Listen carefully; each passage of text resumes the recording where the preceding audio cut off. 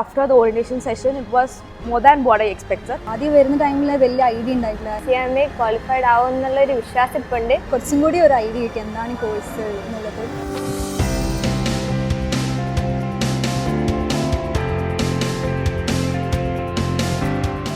Okay, അപ്പോൾ ഇന്നത്തെ orientation function complete attend ചെയ്തില്ല. എന്ത് തോന്നുന്നു ഈ ഒരു സെഷൻ കഴിഞ്ഞിട്ട്? എൻ്റെ ഫ്രണ്ട് റിക്വസ്റ്റ് ചെയ്തിട്ടാണ് ഞാൻ ഇവിടെ വന്നത്. ലൈക്ക് അവൾ ജസ്റ്റ് എനിക്കൊരു 1 മിനിറ്റിൻ്റെ വോയിസാണ് പറഞ്ഞത്, അല്ലാതെ വേറെ ഇതിനെക്കുറിച്ച് ഒരു കാര്യവും എനിക്കറിയില്ല.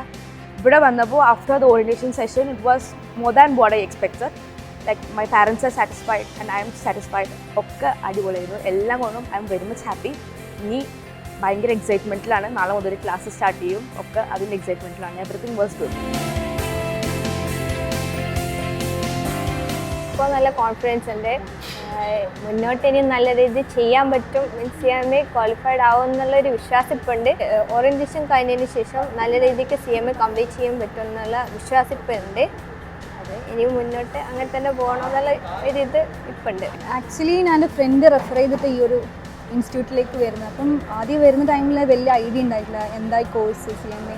ബട്ട് ഈ ഒരു സെഷൻ്റെ ശേഷം കുറച്ചും കൂടി ഒരു ഐഡിയ കിട്ടി എന്താണ് കോഴ്സ് എന്നുള്ളത്.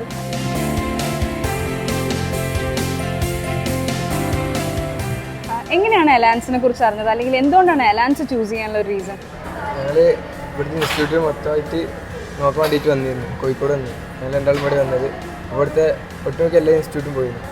അപ്പോൾ നമ്മോട് നല്ല രീതിക്ക് കാര്യങ്ങൾ പറഞ്ഞു തന്നതും ഇതൊക്കെ അലയൻസ് എല്ലായിടത്തും പോയിട്ട് ലാസ്റ്റ് അലയൻസ് ചൂസ് ചെയ്യാൻ തന്നെ ഞാനും ഇവരും തീരുമാനിച്ചു. സാറ് വന്നിട്ട് എന്താണ് സ്റ്റിക്കി നോട്ടിൽ നമ്മളെ ലക്ഷ്യത്തിന് പറ്റി എഴുതാൻ പറഞ്ഞു.